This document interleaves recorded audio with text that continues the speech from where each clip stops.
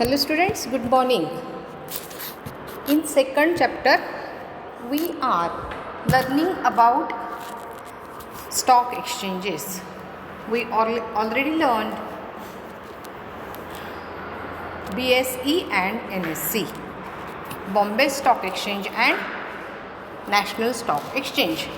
In today's lecture we will discuss about the OTCEI, Over the Counter Exchange of India.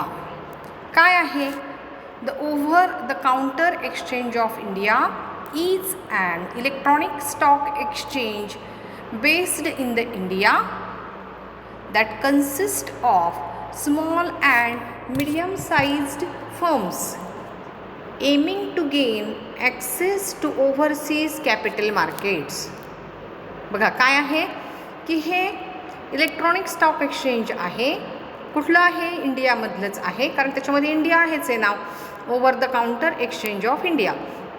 आणि याच्यामध्ये काय आहे? It include small and medium size firm, की ज्यांना काय आहे की ओव्हरसीज मार्केटमधून म्हणजे फॉरेनमधून कॅपिटल गोळा करायचं आहे. बघा आपण बॉम्बे स्टॉक एक्सचेंज आणि नॅशनल स्टॉक एक्सचेंज हे आपण अभ्यास केलेला आहे, बरोबर की नाही?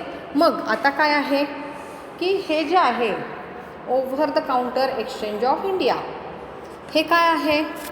It includes small and medium size firms, आणि ज्यांना ओव्हरसीज म्हणजे फॉरेन ओव्हरसीजमधून ओव्हरसीज कॅपिटल मार्केटमधून फंड कलेक्ट करायचा आहे. Including electronic exchanges in the US such as NASDAQ, हे माहिती पाहिजे तुम्हाला, NASDAQ. There is no central place of exchange and all trading occurs through electronic networks. बघा हे सगळ्यात महत्त्वाचं आहे. तुम्हाला मी बॉम्बे स्टॉक एक्सचेंजची बिल्डिंग वगैरे दाखवलेली होती, पण हे जे आहे OTCEI हे फक्त इलेक्ट्रॉनिक फॉर्ममध्ये आहे. इथं कसलीही फिजिकल बिल्डिंग नाही. The Over the Counter Exchange of India is an electronic stock exchange composed of small and mid cap companies. Large साईजच्या कंपन्या याच्यामध्ये येत नाही, त्याच्यामध्ये फक्त स्मॉल अँड मिड कॅप कंपन्याच येतात. The purpose of the OTCEI is for smaller companies to raise capital which they cannot do at the national exchanges due to their inability to meet the exchange requirements.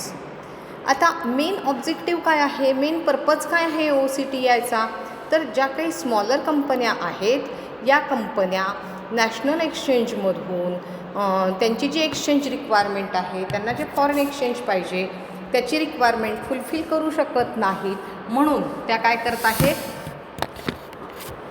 तर त्यांना capital raise करण्यासाठी हा जो platform आहे OTCEIचा available आहे. The OTCEI implements specific capitalisation rules that make it suitable for small to medium size companies while preventing larger companies from being listed. आता ह्या ऑर्गनायझेशनने काय केलेलं आहे? काही स्पेसिफिक रूल केलेले आहेत कॅपिटलायझेशनचे. जे रूल आहेत ते फक्त स्मॉल आणि मिडियम साईज कंपनीना काय होतात? सूट होतात. त्यांना सूट मीन्स त्यांच्यासाठी लागू होतात. द की प्लेयर्स कोण कोण आहे ह्याच्यामध्ये? The key players in the OTCEI include brokers, market makers, custodian and transfer agents. बघा याच्यामध्ये जे की प्लेयर आहे त्याच्यामध्ये इम्पॉर्टंट रोल प्ले कोणाचा होतो किंवा कोण काम करू शकतं, तर ते आहेत ब्रोकर्स, एजंट्स असतात की नाही, brokers, market makers, custodians and transfer agents. आता तुम्हाला जर त्याच्याबद्दल आणखी माहिती पाहिजे असेल तर OTCEI is based in Mumbai, इंडियामधल्या मुंबई. आपल्याला माहिती आहे, ज्यांना मुंबई माहिती नाही त्यांच्यासाठी आहे हे, की Mumbai India and operates solely over a computer network संपूर्णपणे त्याचं कामकाज सगळ्या ॲक्टिव्हिटी ह्या कम्प्युटरद्वारे चालतात. The exchange is recognised by India's security contract regulation act. याचं जे सगळं कामकाज चालतं हे सगळं इंडियाच्या सिक्युरिटी कॉन्ट्रॅक्ट रेग्युलेशन ॲक्टनुसार चालतं. Meaning all listed stocks on the OTCEI benefit equally as other listed securities on other exchanges in India. बघा आता याचा खूप महत्त्वाचा अर्थ आहे, याचा तुम्हाला समजला नसेल तर BSE NSE मध्ये लिस्टिंग असतं. आपण लिस्टिंग करतो म्हणजे आपण रजिस्ट्रेशन करतो. आपल्याला जर तिथे शेअर्स किंवा स्टॉक आपल्याला सेल करायचं असेल, परचेस करायचं असेल काही कंपन्यांना, तर काय असतं की लिस्टेड असतं, बरोबर. मग इथे काय आहे की याच्यामध्ये म्हणजे BSE NSE मध्ये लिस्टिंग केल्यानंतर जे काही बेनिफिट्स मिळणार आहेत त्या कंपन्यांना, ते सगळे बेनिफिट्स OTCEI हे आपल्याकडे असणाऱ्या कंपन्यांना देत असते. The exchange was established in 1990 to provide investors and companies with an additional way to trade and issue securities. 1990 साली हे OTCEI हे एस्टॅब्लिश झालं आणि हे जे काही इन्व्हेस्टर्स आहेत, गुंतवणूकदार आहेत, कंपन्या आहेत, यांना काय आहे की ट्रेड करणार म्हणजे बाईंग अँड सेलिंग ॲक्टिव्हिटी. कशाच्या बाईंग अँड सेलिंग? त्यांचे स्टॉकच्या, शेअर्सच्या, आणि काही कंपन्यांना सिक्युरिटीज इश्यू करण्यासाठी एस्टॅब्लिश झालेलं आहे. It arose primarily from small companies in India finding it difficult to raise capital through mainstream national stock exchanges because they could not fulfil the stringent requirement to be listed on them. बघा तुम्हाला मी सांगितलं की BSE NSE मध्ये जर तुम्हाला trade करायचं असेल, तुम्हाला म्हणजे तुमच्या कंपनीला, तर काय आहे की तुम्हाला लिस्टिंग करावं लागतं, तुमचे म्हणजे रजिस्टर करावं लागतं. आणि ते रजिस्ट्रेशन करणं इट नॉट इझी. त्यांच्या काही नॉर्म्स आहेत, काही रूल्स आहेत, काही रेग्युलेशन्स आहेत, कोणाचे BSE आणि NSE. त्यामुळं त्या BSE NSE मध्ये आपल्या स्टॉकचं लिस्टिंग करणं हे खूप मोठं टास्क आहे, डिफिकल्ट टास्क आहे. ते सगळ्याच कंपन्यांना जमेल असं नाही. आणि म्हणून ज्या काही छोट्या कंपन्या आहेत, स्मॉल आहेत, मीडियम साईज कंपन्या आहेत, आणि ज्या काही हे लिस्टिंगचं रिक्वायरमेंट फुलफिल करू शकत नाहीत, त्यांना OTCEI हे काय करून देतं की कॅपिटल रेज करण्यासाठी संधी उपलब्ध करून देतं. म्हणजे सगळ्यात मेन काय आहे OTCEIचं की स्मॉल आणि मीडियम साईज कंपन्यांना काय करून देणं, फंड रेझिंगसाठी किंवा कॅपिटल मार्केटमध्ये एंट्री करण्यासाठी हेल्प करणं, बरोबर. The OTCEI has rules that are not as rigid as national exchanges, allowing small companies to gain access to the capital they need to grow. बघा जसे BSE NSEचे रूल्स रिजिड आहेत, change होत नाहीत, तर तसं नाही तर OTCEI हे काय आहे की स्मॉल आणि मीडियम साईज कंपन्यांना त्यांचं कॅपिटल रेज करण्यासाठी, त्यांची ग्रोथ होण्यासाठी जी काही रिक्वायरमेंट असेल ती सगळी रिक्वायरमेंट फुलफिल करण्यासाठी मदत करत असते. The objective is that once they grow to a certain level and are able to meet the requirements to be listed on the national stock exchanges they will make the switch over and leave the OTCEI behind. बघा म्हणजे काय आहे की छोट्या कंपन्या आहेत, त्यांना grow करण्यासाठी खूप साऱ्या मदतीची आवश्यकता असते. त्यांचे शेअर्स विक्रीची व्यवस्था OTCEI करते, त्यांना फंड रेज करते, त्यांना मदत करते. आणि मग एकदा त्या सर्टन लेवलपर्यंत या स्मॉल कंपन्या, मीडियम साईज कंपन्या जर आल्या तर त्या काय करतात, मग हे OTCEIचा प्लॅटफॉर्म सोडून देऊन BSE किंवा नॅशनल स्टॉक एक्सचेंज काय करतात, लिस्टिंग करून घेतात. पण तोपर्यंतचा जो पिरियड असतो लिस्टेड करण्यापर्यंतचा, रजिस्ट्रेशन करण्यापर्यंतचा तो पिरियड खूप क्रिटिकल असतो, डिफिकल्ट असतो. त्यावेळी फंड अवेलेबल नसतात, मार्केटमध्ये कोणी मदत करत नाही. अशावेळी या कंपन्यांना OTCEI ही मदत करत असते, त्यांच्या पाठीशी खंबीरपणे उभी राहते. Thanks to advances in technology that have yielded improvements in electronic trading platforms, the difference between traditional exchanges and over-the-counter networks are no longer vast, greatly benefiting the small and medium-sized companies. सगळं काय आहे की जी technology change झालेली आहे, electronic system सगळी आलेली आहे आणि त्यांना सगळं हे काय जातं, क्रेडिट जातं. की ते काय करतात, ह्या कंपन्यांना कम्प्युटर बेस्ड मदत करू शकतात. आता what are the features of OTCEI? बघा, स्टॉक रिस्ट्रिक्शन्स. फर्स्ट काय आहे, stocks that are listed on other stock exchange will not be listed on the OTCEI. And conversely, stock listed on the OTCEI will not be listed on other stock exchange. बघा, तुम्ही तुमचे जर stock BSE और NSE और other stock एक्सचेंजमध्ये listing केलेले असतील तर तुम्हाला OTCEI लिस्टिंग करता येत नाही. आणि जर तुम्ही फक्त OTCEI तुमचे स्टॉक लिस्टिंग केले असतील तर तुम्हाला इतर स्टॉक एक्सचेंजमध्ये तुमचे स्टॉक लिस्टिंग करता येत नाही. आता मिनिमम कॅपिटल रिक्वायरमेंट, तुम्हाला जर OTCEIची हेल्प घ्यायची असेल तर तुम्हाला काय पाहिजे, मिनिमम कॅपिटल रिक्वायरमेंट काय असलं पाहिजे, issued capital is ₹30 lakhs.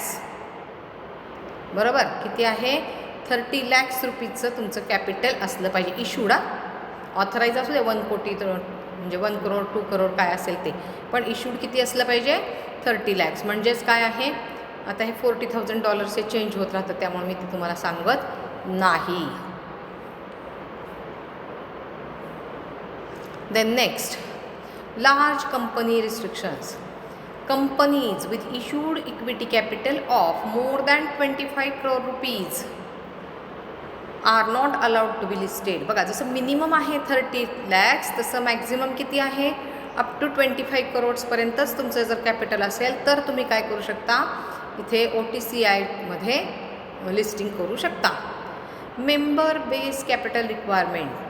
Members must maintain a base capital of 4 lakh rupees to continue to be listed on the stock exchange. म्हणजे काय आहे की मेंबरनी 4 लाख रुपयाचं काय केलं पाहिजे, base capital. Okay. Next, over the counter exchange listing requirement. आता तुम्हाला तुमचे स्टॉक तिथं काय करायचे, शेअर्स लिस्टिंग करायचे आहेत तर काय काय आहे requirement. The OTCEI makes it easier for small to mid cap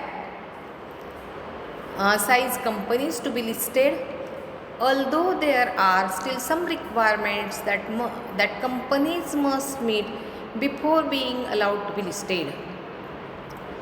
काय काय आहे, stipulations include acquiring sponsorships from members of OTCEI and having 2 market makers. तुम्हाला स्पॉन्सरशिप घ्यावी लागेल मेंबरकडून आणि 2 मार्केट मेकर तुमच्याकडे असले पाहिजे. In addition, once a company is listed, एकदा आता तुमचं लिस्टिंग झालं त्या OTCEI it cannot be delisted for at least 3 years. 3 वर्षापर्यंत तुम्हाला डिलिस्ट होता येत नाही. म्हणजे काय, ते समजा आता तुम्ही लिस्टिंग केलं आणि आता तुम्हाला काय करायचं आहे, तुम्हाला वाटते की आपलं कॅपिटल वाढलेलं आहे, आपण लार्ज साईज कंपनी आहे, आपली फंड्सची रिक्वायरमेंट फुलफिल झालेली आहे आणि आपण आता NSE वगैरे काय करूया, लिस्टिंग करूया. बरोबर, पण 3 वर्षापर्यंत तुम्हाला ते डिलिस्टिंग करता येत नाही. 3 वर्षापर्यंत तुम्हाला OTCEI तुमचं लिस्टिंग ठेवावं लागतं. And a certain percentage of issued capital needs to be kept by promoters for a minimum of 3 years. This percentage is 20%. आणि काय आहे, की 20% तुम्हाला इश्यू कॅपिटल तर असलंच पाहिजे. म्हणजे ऑथराईज समजा 1 crore असेल तर 20 lakh रुपीज तुमचं इश्यूड कॅपिटल असलंच पाहिजे आणि हे 3 इयर्सपर्यंत कॉन्स्टंट असलं पाहिजे. आता ह्याचे ट्रान्झॅक्शन्स कसे चालतात. The transactions on the OTCEI revolve around the dealers असतात आणि हे डीलर्स सगळं ट्रान्झॅक्शन्स करत असतात. Dealers operate in a few capacities. The 2 most important being as a broker and as a market maker. बघा, ब्रोकरच काय असतो, मार्केट मेकर असतो. As a broker the dealer transact on behalf of buyers and seller. ब्रोकरच काय करत असतो, buyer आणि सेलरच्या वतीने ट्रेडिंग ॲक्टिव्हिटीज करत असतो. As a market maker the dealer has to ensure the availability of the shares for transaction purposes as well as to ensure that the price remains reasonable through supply and demand levels. आणि मग तो जो market मेकरच्या रोलमध्ये म्हणजे डीलरच असतो ना, तो डीलरच काय करतो, ब्रोकर आणि मार्केट मेकरचं काम करतो. ब्रोकर म्हणून काय करतो, तो trading activity on behalf of buyer आणि सेलर पार पाडत असतो आणि मार्केट मेकर म्हणून सप्लाय आणि डिमांडकडे तो काय करत असतो, यांची लेव्हल सेम कशी राहील याकडे लक्ष देत असतो. In addition to the dealers the OTCEI also has custodian. आपण बघितलं होतं BSc NSCला कस्टोडियन असतात. कस्टोडियन काय करतात, कस्टडीमध्ये ठेवतात इलेक्ट्रॉनिक फॉर्ममध्ये तुमचे स्टॉक्स, बरोबर, बायरचे आणि सेलरचे स्टॉक्स इलेक्ट्रॉनिक फॉर्ममध्ये ठेवत असतात कस्टडीमध्ये, कस्टोडियन म्हणतात. The custodian or settler is the individual that performs the multitude of administrative task necessary for the proper functioning of OTCEI. These tasks include validating and storing documents as well as facilitating daily clearing transactions. आणि मग हे custodian काय करत असतात की document store तर करतच असतात, पण क्लिअरिंग ट्रान्झॅक्शन म्हणजे काय, कुणी बाय करत असतं, कुणी सेल करत असतं, बरोबर आहे की नाही. आणि मग ह्यांचे रेकॉर्ड ठेवणं, रेकॉर्ड किपिंगचं कामसुद्धा OCTI करत असतं. Finally the last group of players consist of registrar and transfer agents. आणखी एक ग्रुप OTCEI काम करत असतो आणि तो आहे रजिस्ट्रार आणि transfer agent, who are responsible for making sure the correct transfer and allotment of shares takes place. आणि जो काय असतो की ट्रान्सफर आणि अलॉटमेंट ऑफ शेअर्स करण्यासाठी रिस्पॉन्सिबल असतो. लक्षात आलं, काय घेतलं आपण, OTCEI आणि BSc NSC घेतलेलं आहे. आता नेक्स्ट लेक्चरला आपण प्रायमरी मार्केट आणि सेकंडरी मार्केटचे इन्फॉर्मेशन आपली थोडी झालेलीच आहे, फक्त डिटेलमध्ये आपण घेणार आहोत ती नेक्स्ट लेक्चरला. बट बिफोर दॅट नेक्स्ट वीकमध्ये आपल्या काय आहेत, युनिट टेस्ट आहेत आणि आत्तापर्यंत जेवढा सिलेबस झालेला आहे तेवढ्यावरती पेपर काढलेला आहे. तर नीट सगळ्या नोट्स वाचा, पहा आणि एक्झाम नीट द्या. All the best. Bye bye.